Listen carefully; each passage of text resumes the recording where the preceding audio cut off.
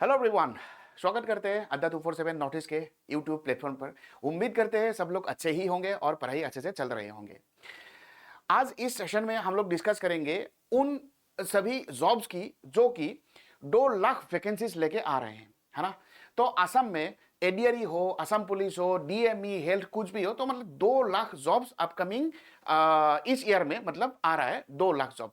तो यही 2 लाख जॉब के ऊपर हम लोग डिस्कस करेंगे। भाई, जॉब्स कुछ भी हो, नौकरी कुछ भी हो, तो यहां पे हम लोग को कुछ ना बेसिक बेसिक चीजें हम लोग को जानना चाहिए।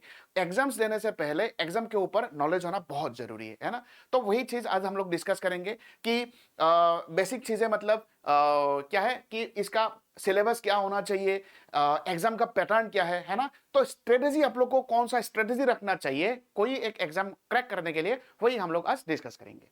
तो चलो सेशन में बढ़ते हैं।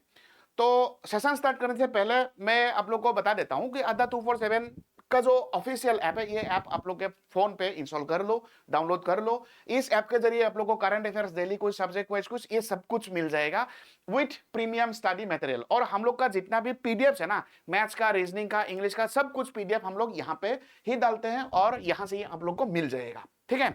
और यहाँ पे बहुत सारे ऐसा वीडियोस होगा जो कि कंसेप्चुअल वीडियोस है, वो भी आप लोग को मिल जाएगा। सबसे इंपॉर्टेंट बात यहाँ पे गौर करने वाली बात यही है कि यहाँ पे आप लोग को जॉब अलर्ट भी मिल जाएगा। हर मतलब जितना भी जॉब्स निकलते हैं, जितना भी वैकेंसीज निकलते हैं, सब कुछ यहाँ पे आप लोग को मिल जाएगा। यहां से ही आप लोग जॉब देख सकते हो कि कौन सा नोटिफिकेशन आया है, कौन सा आप लोगों को कब कब भरना है, ठीक है। चलो, तो मूव करते हैं हम लोग सेशन की तरफ। तो एग्जाम्स कुछ भी हो, तो सपोज मान लो हम लोग का आसाम का जितना भी जॉब्स है ना, कौन सा जॉब्स निकल रहा है इस बार, तो मैं लिखूंगा एडीआरई, है ना। एडीआरई का वैकेंसीज निकल रहा है उन तमाम मतलब जो 2 लाख जॉब्स है, 2 लाख जॉब के अंदर कौन सा है, एडीआरई है। तो फिर और कौन सा है, और असम पुलिस होगा, है ना। असम पुलिस का जॉब्स होगा, असम पुलिस ऐसा होगा, असम पुलिस का। और क्या है जो कांस्टेबल है, वो सब भी यहाँ पे ही मतलब इस बार निकल जाएगा। फिर उसके बाद डीएमई हेल्थ का जो है, ये भी यहाँ पे मतलब निकल जाएगा इस बार। फिर उसके बाद और जितना भी टीचिंग जॉब्स है, टेट है ना, वो सब मतलब इस साल मतलब उन 2 लाख के अंदर ही आने वाला है। तो ये सब जितना भी एग्जाम्स होगा, वो सब एग्जाम्स का प्रिपरेशन स्ट्रेटेजी क्या होना चाहिए, अब हम लोग डिस्कस करेंगे कि कोई भी एग्जाम हो तो उन एग्जाम्स में 4 सब्जेक्ट्स हमेशा रहेगा ही रहेगा। कौन सा 4 सब्जेक्ट्स कि रीजनिंग एंड मेंटल एबिलिटी पहला सब्जेक्ट, ये तो रहेगा ही रहेगा। फिर मैथ्स, जनरल मैथ्स तो रहेगा ही। फिर जनरल इंग्लिश तो आने वाला है। तो फिर उसके बाद जनरल, ये 4 सब्जेक्ट्स जो है, ये 4 सब्जेक्ट्स हर एक एग्जाम्स में 100% रहता है। ये सर नो, है ना, मानते हो ना। तो अब देखो रीजनिंग, अगर हम लोग पहले रीजनिंग या तो मेंटल एबिलिटी देखें, तो रीजनिंग को हम लोग 2 हिस्सों में बांट सकते हैं। कौन सा 2 हिस्सा, एक है वार्वेल, एक है वर्बल और एक है नॉन वर्बल, ठीक है। एक है नॉन वर्बल। अब वर्बल के अंदर कौन सा आता है, एक तो आता है लॉजिकल रीजनिंग, दूसरा आता है हम लोग का जो एनालिटिकल रीजनिंग है, एनालिटिकल रीजनिंग। एंड उसके बाद तीसरा कौन सा है, तीसरा आता है क्रिटिकल रीजनिंग। और फिर उसके बाद नॉन वर्बल में कौन सा आता है, नॉन वर्बल में जैसे कि हो गया एम्बेडेड फिगर, जैसे कि हो गया कौन सा, एम्बेडेड फिगर। फिर उसके बाद मैं बात करूं तो mirror image and water image, mirror image and water image. फिर उसके बाद मैं बात करूं तो कौन सा थर्ड में आता है, कौन सा, हम लोग पेपर कटिंग, पेपर फोल्डिंग बोल सकते हैं, पेपर कटिंग एंड फोल्डिंग, ठीक है। तो फोल्डिंग, अरे यार रुको, paper cutting and paper folding, एक सेकेंड ना।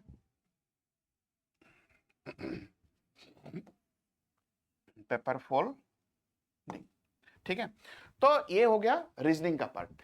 अगर मैं प्रॉपर तरीके से डिस्कस करूंगा, पहले हम लोग लिख रहे हैं, बाइफरकेट कर रहे हैं मैथ्स का। अगर हम लोग मैथ्स का देखें, मैथ्स को भी हम लोग 4 हिस्सों में बांट सकते हैं। 4 हिस्सा कौन सा, जैसे कि सपोज मैथ्स का पहला मैं क्या लिखूंगा, स्पीड मैथ्स, स्पीड मैथ्स। तो स्पीड मैथ्स में कौन सा आता है? स्पीड मैथ्स का जो चैप्टर्स है सिंप्लीफिकेशन एंड अप्रोक्सीमेशन, फिर उसके बाद हम लोग बात कर सकते हैं number series and wrong number series and missing number series, और हम लोग इनइक्वालिटीज, जो कि इक्वेशन का इनइक्वालिटीज बनेगा, इनइक्वालिटीज का क्वेश्चन जो बनेगा वैसा टाइप का क्वेश्चन स्पीड मैथ्स के अंदर आता है। फिर दूसरा कौन सा? दूसरा है एरिथमेटिक। एरिथमेटिक कौन सा, किस तरीके का एरिथमेटिक आता है?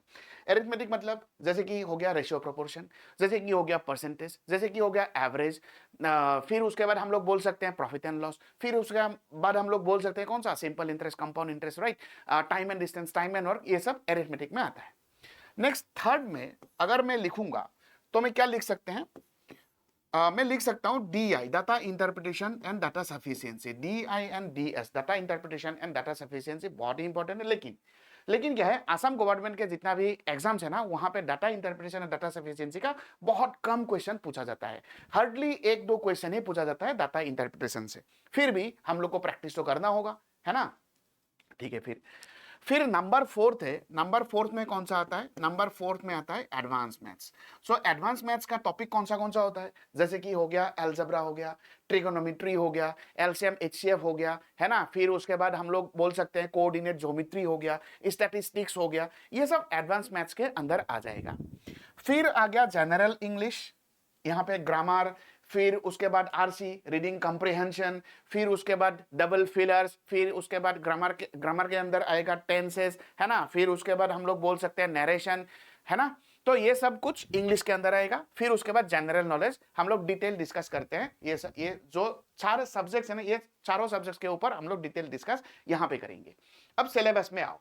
अब अगर हम लोग मास्टर सिलेबस देखें कि एडीआरई हो या असम पुलिस हो, डीएमई हो, कोई भी हेल्थ एग्जाम्स हो, या तो असम गवर्नमेंट में कुछ भी एग्जाम्स हो, इसका जो मास्टर सिलेबस रहने वाला है ये कौन सा है, ये एक एक करके हम लोग डिस्कस कर रहे हैं। देखो, अगर तुम मैथ्स का बात करोगे, अगर मैथ्स का बात करेंगे तो ये एक सिलेबस है, यही सिलेबस आप लोग को फॉलो करना होगा। कौन सा? पहले आता है नंबर सिस्टम। नंबर सिस्टम में कौन सा टॉपिक सबसे इंपॉर्टेंट है, किस तरीके का क्वेश्चंस बनता है, जैसे कि हो गया यूनिट डिजिट का क्वेश्चंस हमेशा आता है ना? फिर उसके बाद रिमाइंडर थ्योरम का क्वेश्चंस आता है, फिर उसके बाद फ्रैक्शन का क्वेश्चंस आता है, रिकरिंग नंबर्स के ऊपर क्वेश्चंस बनता है ना? तो ये हो गया नंबर सिस्टम। फिर उसके बाद आता है सर्च एंड इंडाइसेस, इक्वेशन। मैंने जो इनइक्वालिटी एक बोला था ना, इनइक्वालिटी यहां से ही बनता है, इनइक्वालिटी का क्वेश्चंस। ठीक है, हम लोग सीखेंगे, एक के बाद एक सीखते जाएंगे। फिर उसके बाद ये सब जो है बाकी रेशियो प्रोपोर्शन से लेके अप टू प्रोबेबिलिटी तक, ये सब क्या है? ये सब हम लोग कहेंगे एरिथमेटिक। देखो, रेशियो प्रोपोर्शन हम लोग को चाहिए, इसके अंदर हर एक चैप्टर के अंदर बहुत सारा सब टॉपिक्स है, वो सब टॉपिक्स भी हम लोग को पढ़ना होगा। Ratio proportion, percentage, average, mixture and allegation. देखो, एक चीज मैं यहां पे बता देता हूं, एलिगेशन एक चैप्टर का नाम नहीं है, एलिगेशन एक मेथड है, एक ट्रिक है। तो यहां पे चैप्टर का नाम है मिक्सचर। मिक्सचर का बहुत सारा क्वेश्चन आता है, जैसे कि मिल्क एंड वाटर का मिक्सचर, अल्कोहल एंड वाटर का मिक्सचर, है ना? कोई भी एलॉयज के ऊपर क्वेश्चंस। तो वो सब क्वेश्चन जब हम लोग मैथ्स स्टार्ट करेंगे तब वहां पे मतलब आप लोग को क्वेश्चंस मिल जाएगा, मैं करवा दूंगा। फिर प्रॉफिट एंड लॉस का क्वेश्चंस, डिस्काउंट का क्वेश्चंस आएगा, पार्टनरशिप का क्वेश्चंस आता है, SI CI simple interest and compound interest के ऊपर बहुत सारा क्वेश्चंस पूछा जाता है ना? Speed time distance. अब देखो, स्पीड टाइम डिस्टेंस के अंदर boat and stream and train का क्वेश्चंस यहां पे ही आ जाता है। फिर स्पीड टाइम डिस्टेंस के अंदर और 2 चीजें आता है। कौन सा चीजें? जैसे कि हो गया सर्कुलर ट्रैक के ऊपर भी क्वेश्चंस बनता है ना? हालांकि असम गवर्नमेंट एग्जाम पे बहुत कम मतलब ऐसा टाइप का क्वेश्चंस देखने को मिलता है, लेकिन ट्रेन का क्वेश्चंस हो या बोट एंड स्ट्रीम का क्वेश्चंस हो, ऐसा टाइप का क्वेश्चंस तो पक्का 101% आने वाला है। ठीक है। फिर उसके बाद हम लोग बात करेंगे time and work. Time and work बहुत ही इंपॉर्टेंट है। एक क्वेश्चंस टाइम एंड वर्क या तो पाइप्स एंड सिस्टम से आप लोग को पूछा जाएगा, हर एक एग्जाम में पूछा जाता है। फिर परमुटेशन, कॉम्बिनेशन एंड प्रोबेबिलिटी, ये बहुत इंपॉर्टेंट टॉपिक्स है। ये सब टॉपिक्स है आप लोग को क्वेश्चंस मतलब देखने को मिलेगा ही मिलेगा। 100% नहीं, मैं 200% बोल रहा हूं, 200% श्योर है। ज्योमेट्री का क्वेश्चन, और यहां पे बात आता है ज्योमेट्री। अब ज्योमेट्री से हम लोग को कौन सा टॉपिक पिक करना है, पढ़ना है। कौन सा टॉपिक पढ़ना है, जैसे कि ज्योमेट्रिकल लाइंस हम लोग को पढ़ना है, एंगल्स हम लोग को पढ़ना है, ट्राइंगल्स हम लोग को पढ़ना है, सर्कल हम लोग को पढ़ना है, पॉलीगन्स हम लोग को पढ़ना है ना, क्वाड्रिलेटरल्स हम लोग को पढ़ना है, ये सब कुछ ज्योमेट्री से हम लोग को पढ़ना है। फिर उसके बाद आता है मेंसुरेशन। अब मेंसुरेशन का दो भाग, कौन सा दो भाग, एक हो गया 2D, दूसरा हो गया 3D, 2 डायमेंशनल एंड 3 डायमेंशनल। अब 2 डायमेंशनल में कौन सा आता है, अब 2 डायमेंशनल से हम लोग को पढ़ना होगा, जैसे कि कौन सा स्क्वायर पढ़ना है, रेक्टेंगल पढ़ना है, रोम्बस पढ़ना है ना, ऐसा टाइप का जो भी चीजें हैं हम लोग 2 डायमेंशनल में पढ़ेंगे। अब 3D में कौन सा पढ़ना है, जहां पे 3 डायमेंशन हो, जैसे कि कौन सा, जैसे कि हो गया स्फेयर, हो गया है ना, स्फेयर पढ़ना है, सिलेंडर हम लोग को पढ़ना है, कोन हम लोग को पढ़ना है ना, क्यूब हम लोग को पढ़ना है, क्यूबॉइड हम लोग को पढ़ना है, ठीक है। तो मेंसुरेशन 2D एंड 3D से कहीं ना कहीं मतलब हर एक एग्जाम में क्वेश्चंस आप लोग को देखने को मिलेगा, 100% श्योर है। फिर आता है डाटा इंटरप्रिटेशन। अब डाटा इंटरप्रिटेशन एकदम बेसिक सा चीजें आप लोग को पूछा जाता है डाटा इंटरप्रिटेशन चैप्टर से।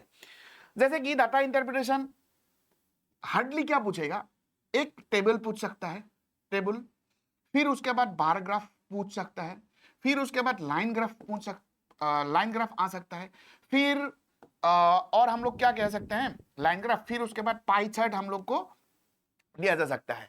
बस इसके ऊपर ही क्वेश्चंस बनेगा डाटा इंटरप्रिटेशन का। अब आते हैं हम लोग कौन सा, एडवांस मैथ्स की तरफ। एडवांस मैथ्स में अब देखो अलजेब्रा से लेके स्टैटिस्टिक्स तक एडवांस मैथ्स होता है। एडवांस मैथ्स का कौन सा चैप्टर पढ़ना है, अलजेब्रा, जो कि बहुत इंपॉर्टेंट है। एल्जेब्रिक एक्सप्रेशंस हो या तो एल्जेब्रिक आइडेंटिटीज के ऊपर बहुत सारा क्वेश्चंस बनता है ना। एलसीएम एचसीएफ हम लोग को पढ़ना है, हालांकि एलसीएम एचसीएफ नंबर सिस्टम का ही एक पार्ट है, फिर भी एलसीएम एचसीएफ मैंने बाइफरकेट कर दिया, एलसीएम एचसीएफ को हम लोग अलग से यहाँ पे लिख दिया। एलसीएम एचसीएफ का बहुत सारा क्वेश्चंस पढ़ना है, इसके ऊपर लॉजिकल क्वेश्चंस बहुत सारा आता है। फिर उसके बाद एक फॉर्मूला बेस्ड क्वेश्चंस आता है ना, फ्रैक्शन बेस्ड क्वेश्चंस आता है एलसीएम एचसीएफ के ऊपर। ट्रिग्नोमेट्री का हम लोग कौन सा चीज देखना है, ट्रिग्नोमेट्री कैसा टाइप का क्वेश्चंस बनता है एग्जाम्स में।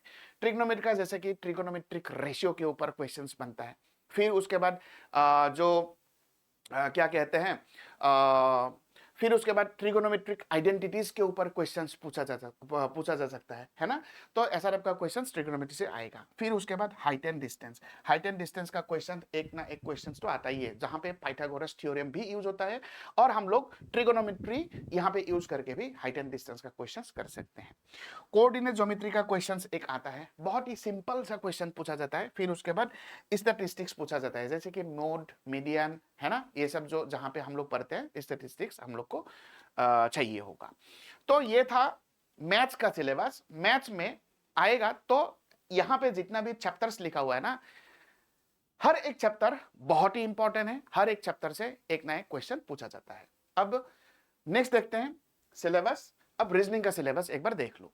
रीजनिंग का सिलेबस मैंने तो बाइफरकेट कर दिया, रीजनिंग को हम लोग कितने हिस्सों में बांट सकते हैं, है ना। तो उसके हिसाब से अगर मैं यहाँ पे देखूंगा तो देखो, analogy and odd man out बहुत ही इंपॉर्टेंट है। यहां से कभी कभार तो 3-4 क्वेश्चन तक आ जाता, मतलब देखने को मिलता है एग्जाम्स में। फिर उसके बाद logical sequence and words, coding and decoding बहुत इंपॉर्टेंट, सीरीज का questions, numbers, letter and figure series, है ना। फिर उसके बाद inequalities, symbols and notations questions आता है। ब्लड रिलेशन का क्वेश्चंस बनेगा। Direction sense, distance and directions का जो क्वेश्चंस है। सिलोजिज्म का क्वेश्चंस हाँ आता है, लेकिन बहुत एकदम बेसिक सा क्वेश्चन आता है, उतना मतलब हाई लेवल का क्वेश्चन नहीं पूछा जाएगा। फिर आता है puzzles and sitting arrangement. Puzzles का मतलब कौन सा है, पजल्स एंड सिटिंग अरेंजमेंट दोनों एक साथ मैंने लिख दिया। अब पजल्स अगर देखोगे तो बहुत सारा पजल्स का क्वेश्चंस मतलब टाइप्स ऑफ क्वेश्चंस होता है। जैसे कि पजल्स कौन सा है, मैं कहूंगा कि पजल्स अगर मैं डिस्ट्रीब्यूशन पजल्स में कह सकता हूं, कंपैरिजन पजल्स में कह सकता हूं, फ्लैट बेस्ड पजल में कह सकता हूं, फ्लोर बेस्ड पजल में कह सकता हूं, बॉक्स बेस्ड पजल में कह सकता हूं, है ना, ईयर बेस्ड पजल में कह सकता हूं, मंथ बेस्ड पजल्स में कह सकता हूं। लेकिन वो सब इतना हाई लेवल का पजल्स भी तुम लोग को नहीं पूछा जाएगा, घबराओ मत। फिर उसके बाद आता है सिटिंग अरेंजमेंट। सिटिंग अरेंजमेंट का 2 पार्ट, कौन सा, एक तो है लीनियर अरेंजमेंट, दूसरा है कौन सा, दूसरा है सर्कुलर अरेंजमेंट। दोनों से क्वेश्चन पूछा जा सकता है।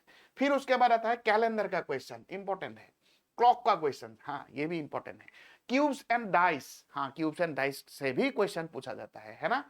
Water image, mirror image, embedded figure मैंने बताया था ना, नॉन वर्बल में आता है, तो ये इंपॉर्टेंट है। फिर उसके बाद यहाँ पे कुछ लिखा गया है क्रिटिकल रीजनिंग, जैसे कि स्टेटमेंट एंड कंक्लूजन, ये इंपॉर्टेंट है। कॉज एंड इफेक्ट, ये इंपॉर्टेंट है। सो क्रिटिकल रीजनिंग का बहुत सारा ऐसा और टॉपिक है जो कि तुम लोग के लिए मतलब इंपॉर्टेंट नहीं है। तो यहाँ पे आसाम गवर्नमेंट का एग्जाम्स दे रहे हो तो इसका मतलब स्टेटमेंट कंक्लूजन या तो स्टेटमेंट एजम्पशन ही आएगा, कॉज एंड इफेक्ट भी नहीं आएगा, मतलब नहीं आ सकता है ना। तो इंपॉर्टेंट टॉपिक हम लोग मान के चलेंगे तो statement conclusion and statement assumption आप लोग के लिए इंपॉर्टेंट है। अब वेन डायग्राम का क्वेश्चन तो एकदम बेसिक सा क्वेश्चन है, ये तो इंपॉर्टेंट है ही, और कुछ मिसलेनियस क्वेश्चंस जो कि हम लोग क्लास में ही डिस्कस कर लेंगे, ठीक है। ये था रीजनिंग का सिलेबस। नेक्स्ट आते हैं। नेक्स्ट देखो इंग्लिश का सिलेबस। इंग्लिश का सिलेबस कौन सा है? पार्ट्स ऑफ स्पीच, जो कि ग्रामर का एकदम बेसिक चीज है। पार्ट्स ऑफ स्पीच जहां पे नाउन, प्रोनाउन, वर्ब, एडवर्ब, ये सब मतलब हम लोग को सीखने को मिलेगा।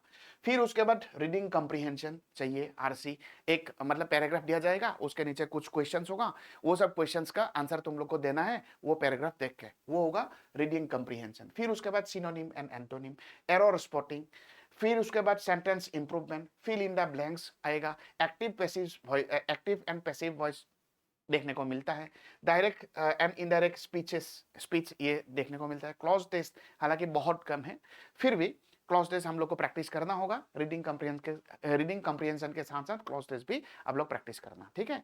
फिर उसके बाद इडियम्स एंड फ्रेज भी बहुत इंपॉर्टेंट यहाँ पे टॉपिक रहने वाला है। फिर उसके बाद आएंगे जनरल नॉलेज या तो जनरल अवेयरनेस। अब लास्ट ईयर, अब देखो एक चीज यहाँ पे आसाम गवर्नमेंट का जितना भी एग्जाम्स है ना, ये जनरल अवेयरनेस बहुत ही इंपॉर्टेंट इसलिए होता है कि इसका वेटेज भी ज्यादा रहता है। अगर तुम लोग पिछले साल का क्वेश्चन पेपर उठा के देखोगे, सपोज मान लो एडीआर ही उठा के देख लो, यहाँ पे सबसे जो इंपॉर्टेंट है ये है करंट अफेयर्स, ठीक है। करंट अफेयर्स, डेली का करंट अफेयर्स डेली पढ़ लो, एक साल का करंट अफेयर्स एटलीस्ट हम लोग को चाहिए ही चाहिए। तो अपार्ट फ्रॉम करंट अफेयर्स, तो लास्ट ईयर एग्जाम में सबसे ज्यादा मतलब जनरल अवेयरनेस का किस टॉपिक से देखने को मिला था? मैं कहूंगा कि आसाम जी के, आसाम का जो भी आसाम हिस्ट्री हो, आसाम का ज्योग्राफी हो, है ना, ये Assam geography and Assam history से बहुत सारा क्वेश्चंस मतलब लास्ट ईयर देखने को मिला था। फिर उसके बाद ज्योग्राफी का देखना, वर्ल्ड ज्योग्राफी थोड़ा अच्छे से हम लोग को पढ़ना है, क्योंकि वर्ल्ड ज्योग्राफी का क्वेश्चंस भी हम लोग को देखने को मिला था। इकोनॉमिक्स का क्वेश्चन बहुत रेयर है ना। फिर उसके बाद हिस्ट्री हम लोग को पढ़ना है, एंशियंट, मिडिएवल एंड मॉडर्न तो बहुत इंपॉर्टेंट है ही, आप लोग को पता है। साइंस का क्वेश्चंस तो आएगा ही आएगा, फिजिक्स, केमिस्ट्री, बायो का। फिर उसके बाद आता है polity, Indian constitution, government schemes, जितना भी स्कीम्स है वो सब स्कीम्स याद कर लो, पढ़ लो।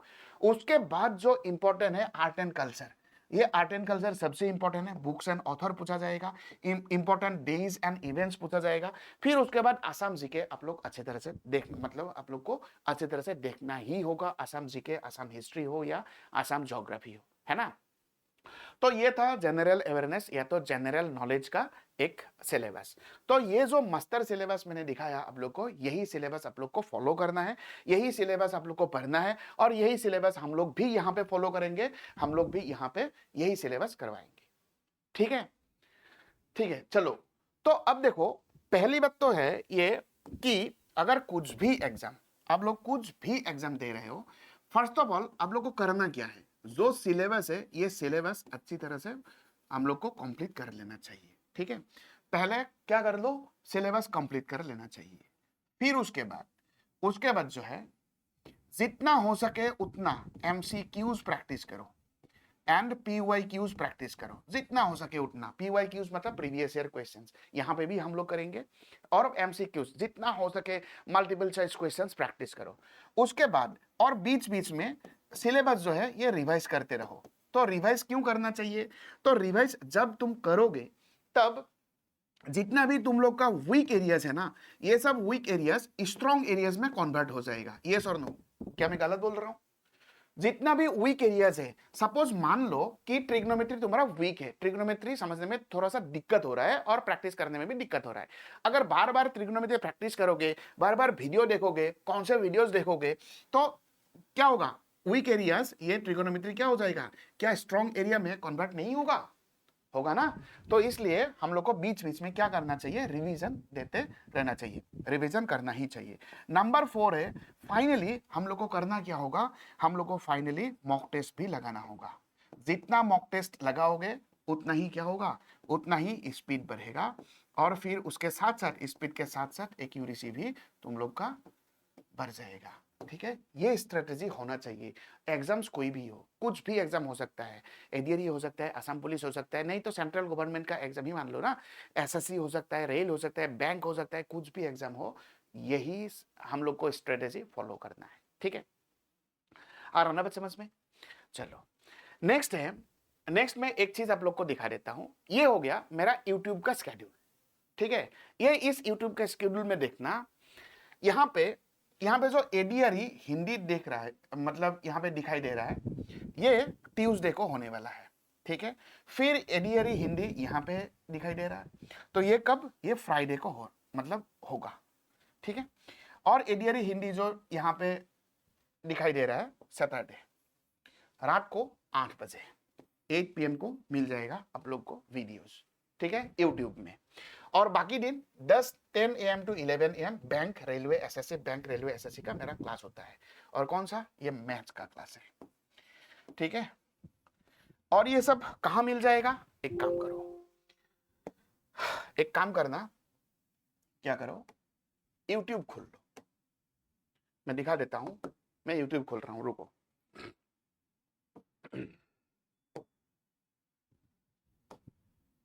यूट्यूब खोलना, यूट्यूब खोलना यहाँ पे, फिर उसके बाद अड्डा 247 नॉर्थ ईस्ट यहाँ पे लिख दो, अड्डा 247 नॉर्थ ईस्ट। ठीक है, अड्डा 247 नॉर्थ ईस्ट टाइप कर दिया, खोल लिया, ये हो गया, खुल गया अड्डा 247 नॉर्थ ईस्ट, यहाँ पे दिखाई देगा, क्लिक करना, ये चैनल खुल गया। ठीक है, यही चैनल है। तो यहाँ पे home, video, shorts, live, podcast, courses, playlist, post, ये एक बैन दिखेगा। तो यहाँ पे जो वीडियो सेक्शन है, ये वीडियो सेक्शन हमेशा देखना, ये वीडियो सेक्शन देखो, वीडियो सेक्शन में यहाँ पे आप लोग को मिल जाएगा वीडियोस, देखना। ठीक है, यहाँ पे देखो 2 lakh job Assam crack Assam government exams, ये भी एक था, है ना। तो ये देखना है आप लोग को, वीडियो सेक्शन में मिल जाएगा हमेशा रात को 8 बजे। कौन सा डेज देखो, Tuesday, Friday and Saturday maths class आप लोग को मिल जाएगा। ठीक है, चलो फिर हम लोग मिलेंगे कब, सैटरडे, आज हो गया फ्राइडे, सैटरडे मतलब कल हम लोग मिलेंगे, कल एक टॉपिक हम लोग डिस्कस कर लेंगे। ठीक है, और मैथ्स का जो क्लास होगा, मैथ्स का क्लास स्टार्ट होगा, नेक्स्ट क्लास में हम लोग कुछ मैथ्स ही कर लेंगे। सो नेक्स्ट क्लास में माने सैटरडे को हम लोग मैथ्स का क्लास कर लेंगे कुछ। ठीक है, और हम लोग ट्राई करेंगे कि प्रीवियस ईयर क्वेश्चंस डिस्कस करने के लिए। तो ठीक है, कल फिर हम लोग प्रीवियस ईयर क्वेश्चंस ही डिस्कस कर लेंगे। फाइन, चलो तो आज के लिए मैं इतना ही रखता हूं। ये हो गया मेरा टेलीग्राम, सब लोग ज्वाइन करना है। और यहाँ पे इस टेलीग्राम क्यों ज्वाइन करना है, क्योंकि मैं जितना भी मेरा मैथ्स का क्लास होता है ना, मैं टेलीग्राम में डाल देता हूं। ठीक है, और वहां पे जो लिंक होगा, वो लिंक क्लिक करने के बाद आप लोग को क्लास दिखाई देगा। ठीक है, तो टेलीग्राम ज्वाइन कर लेना, और यहाँ पे सब कुछ पीडीएफ, जितना भी मेरा मैथ्स का पीडीएफ है, सब पीडीएफ में इधर ही डाल देता हूं। तो यहां से पीडीएफ भी मिल जाएगा, क्लास भी मिल जाएगा। चलो, सो आज के लिए मैं इतना ही रखता हूं। शेयर कर देना सेशन को, अच्छा लगे तो लाइक करना, और कुछ भी डाउट हो या कुछ पूछना हो तो कमेंट करो, कमेंट सेक्शन में लिख दो। ठीक है, और जो लोग नया है इस चैनल पे, सब्सक्राइब कर देना ये चैनल। चलो फिर मिलते हैं नेक्स्ट क्लास में। Thank you so much, bye bye, take care.